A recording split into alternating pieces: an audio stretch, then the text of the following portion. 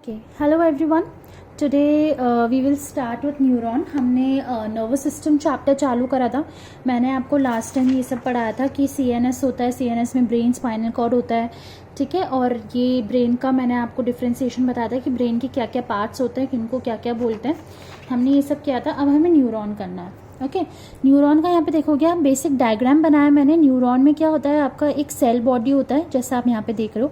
Cell body से various processes निकले हुए होते हैं जिनको आप डेंड्राइट्स बोलते हो। और सेल बॉडी जो लास्ट में एक टेल टाइप निकलती है, that is your axon. Axon के ऊपर देखोगे आप, ये माइलिन शीथ लगी हुई है। माइलिन शीथ, एक्सॉन, डेंड्राइट्स का क्या काम होता है मैं आपको बताऊंगी।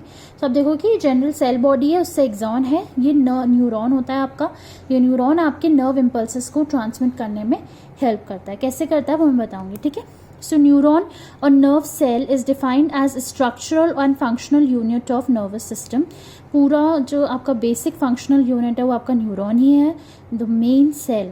Neuron is similar to any other cell in the body, जिसके पास न्यूक्लियस होता है, माइटोकॉन्ड्रिया होता है, गोल्जी एपरेटस होता है, सेल ऑर्गेनल्स होते हैं सारे, एवरीथिंग। ओके, डिफरेंस क्या होता है, neuron has branches of processes called dendrites, जो कि मैंने आपको बताया।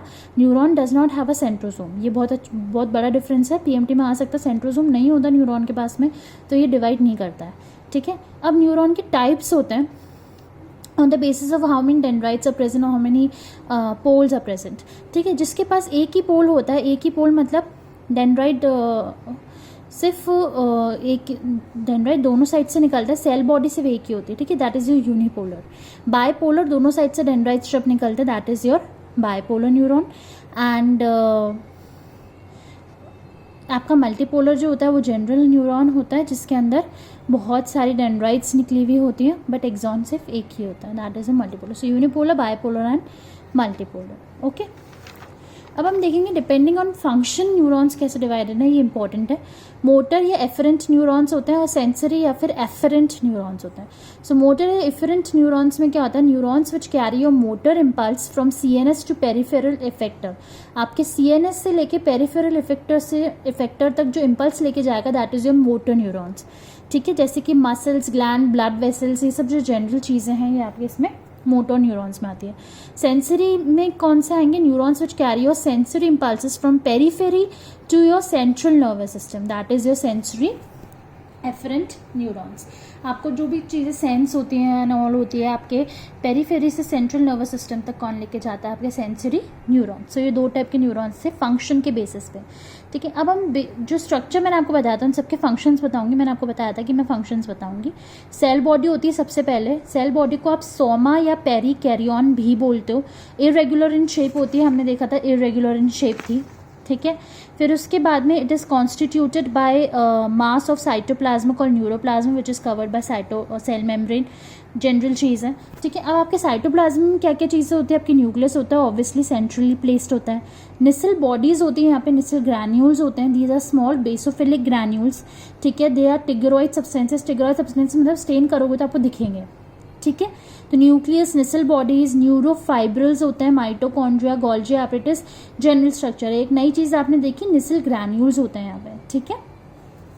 अब व्हाट नेक्स्ट, डेंड्राइट होता है आपके न्यूरॉन के पास में। डेंड्राइट का फंक्शन क्या होता है, transmit your impulses towards the nerve cell body.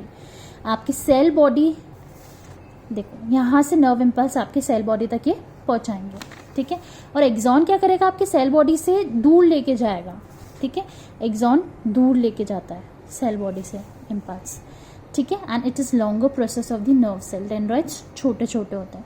अब माइलिन शीट जो हमने पीछे देखी थी, माइलिन शीट क्या होती है, it is a thick lipoprotein sheet. Lipoprotein sheet होते हैं, लिपिड्स और प्रोटीन्स की बनी हुई होती है, that insulates your myelinated nerve fibre. ये इंसुलेट करती है। माइलिन शीट क्या होती है, वो रेगुलर नहीं होती, कंटिन्यूस नहीं होती। देखो गैप्स है ना, यहाँ पे गैप है, यहाँ पे गैप है, तो ये कंटिन्यूस नहीं होती। अब जो कंटिन्यूस नहीं होती तो गैप्स होते हैं, वहाँ के एरिया को क्या बोलते हो आप, node of Ranvier. Node of Ranvier जो होता है वो इसलिए प्रेजेंट होता है ताकि आपके इम्पल्सेस जंप करके जाएं। जब आप एक इम्पल्स यहाँ पे आएगा, फिर वो इम्पल्स ऑब्वियसली यहाँ जंप करके जाएगा क्योंकि बीच में तो गैप है, तो ऐसे जल्दी जल्दी नर्व इम्पल्सेस ट्रांसमिट होते हैं, इसलिए कंटिन्यूस नहीं होती। और हमें जल्दी काम करने वाली सेल चाहिए। It is responsible for white colour of nerve fibre. ये इतना इंपॉर्टेंट नहीं, करना चाहो तो कर लेना। सो नोड ऑफ रैनवियर आपको याद रखना क्यों होता है, ताकि जल्दी जल्दी जंप करके नर्व फाइबर्स आपके इम्पल्स को पहुंचा सके, ठीक है। न्यूरिलेमा क्या होता है? It is a thin membrane which surround axis cylinder. It is also called as sheath of Schwann, क्योंकि इसमें श्वॉन सेल्स होती है। श्वॉन सेल्स आपके माइलिन शीथ को बनाने में काम करती है, इसलिए इंपॉर्टेंट है। न्यूरिलेमा आपको याद रखना है, न्यूरिलेमा में श्वॉन सेल्स होती है जो आपकी क्या करती है, माइलिन शीथ बनवाती है। माइलिन शीथ क्यों इंपॉर्टेंट है? क्योंकि ये जंप करवाती है आपके इम्पल्सेस को। So this was your basic neuron diagram, your basic neuron functions and its parts. Okay, तो आपको ये सब याद करना है। कोई भी डाउट हो कमेंट बॉक्स में छोड़ देना, मैं श्योरली रिप्लाई करूँगी। And we will meet in the next class with a new topic of the same chapter. Okay, thank you so much. Keep liking my videos. Subscribe to my channel to get the updates.